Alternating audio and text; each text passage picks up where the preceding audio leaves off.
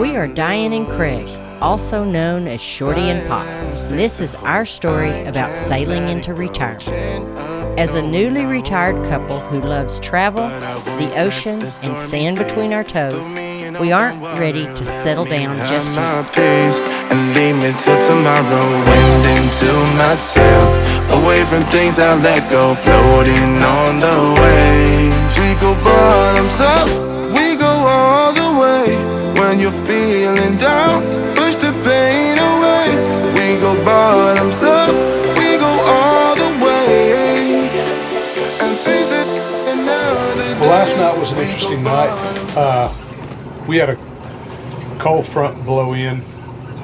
We logged maximum winds, looks like around 46 knots.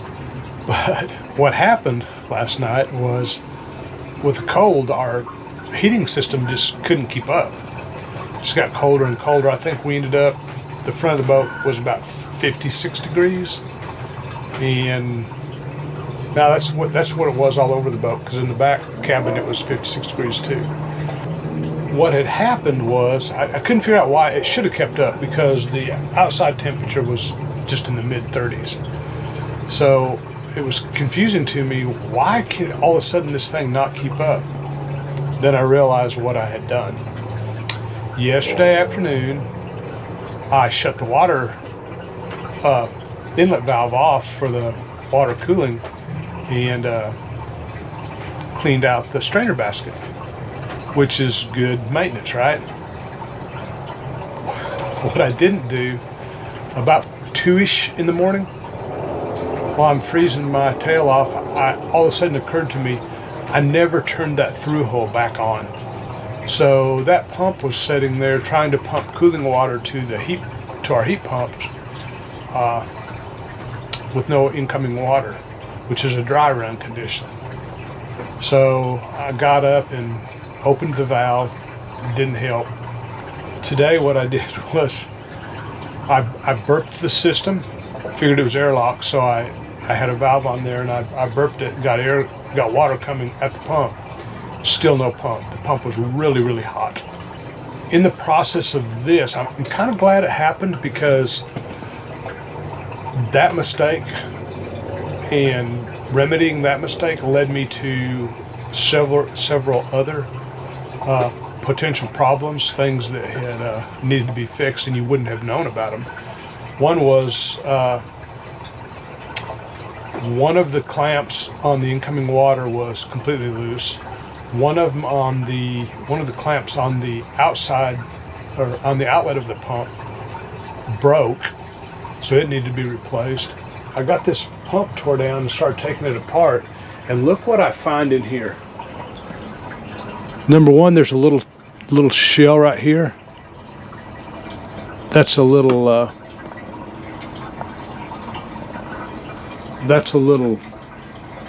mussel shell that grows in the water, and here's another one.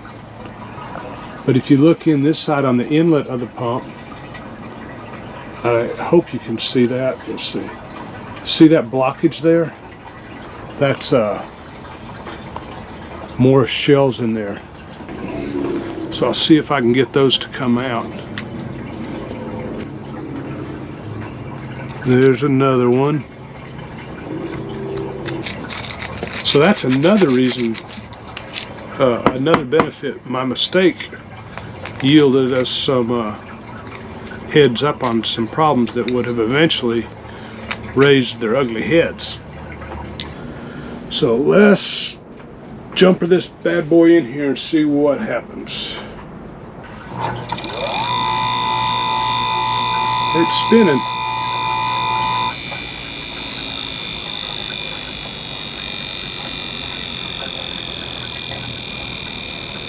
See how long it takes to spin down? That makes me think the bearings are still good. I think what happened last night, the reason it wasn't running, is it probably has a thermal protection on it. It probably kept it from running. But I am super glad we tore it apart. Super glad we found the problems. And now I've got everything I need to order a spare, because one day it will go out. Everything goes out. So Learning the plumbing system of the boat and the diagrams are wrong. Because where they're saying we have a freshwater tank is actually our diesel tank. They don't show the tank that's over here. They show the diesel tank to be in the aft berth. In the forward berth. There's freshwater and diesel, but that's not right because the diesel's down where they say it's a sub water tank, subfloor water tank. So who knows? we've got water running now. Why are we letting the water run? To get rid of the nasty water that's in the water tank that's been there for who knows how long. But there's a fine skim on top of it. Kind of gross. So this is a sending unit. A sending unit is an electrical level gauge. It uses magnetostrictive technology. At some point in time, they abandoned that because there are no indicators anywhere. So a sending unit wouldn't work unless there were some indicators. So they must have abandoned that, and they added these tank tenders, which are pneumatic level devices. And the way it works is it measures inches of water pressure. So you come over here, you choose which tank you want to look at, then you pump it up, and this gauge indicates how many inches of water pressure is being sensed. And then this is the table where you convert inches of water pressure to gallons. And that's all kind of like a strapping table that has to be figured out. It's different for every tank. So the plan is empty this tank out. Then we're going to cut some access holes so that we can look at the inside of the tank. Odds are it needs to be cleaned. It's a 25-year-old tank. We're hesitant about using the water out of a tank that we are not completely aware of the condition. The other thing that happens with aluminum is if you fill it with chlorinated water, the chlorine attacks aluminum. So you really don't want chlorinated water. If you don't have chlorinated water, then you probably do have growth in there. So your water tanks require some maintenance. I'm gonna do,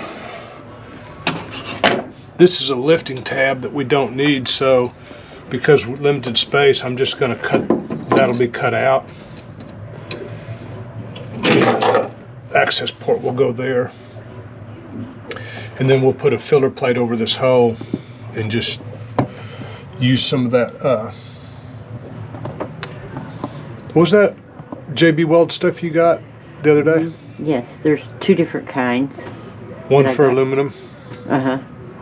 And we'll get a piece of aluminum and weld a patch over there.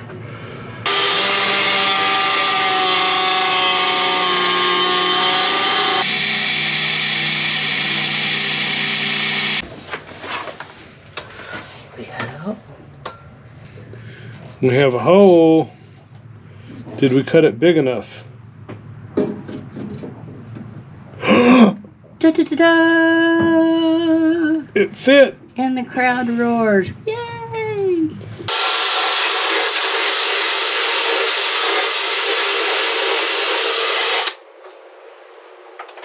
Does it look like I got it?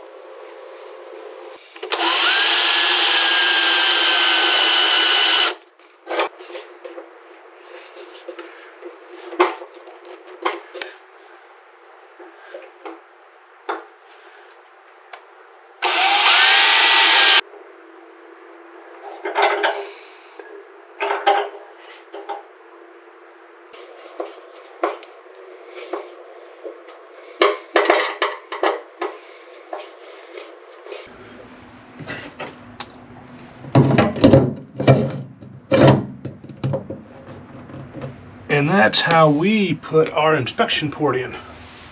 Thank you for your kind help, man. You're welcome. Follow our adventures at Sailing Out of Sight on YouTube, Facebook, and Instagram.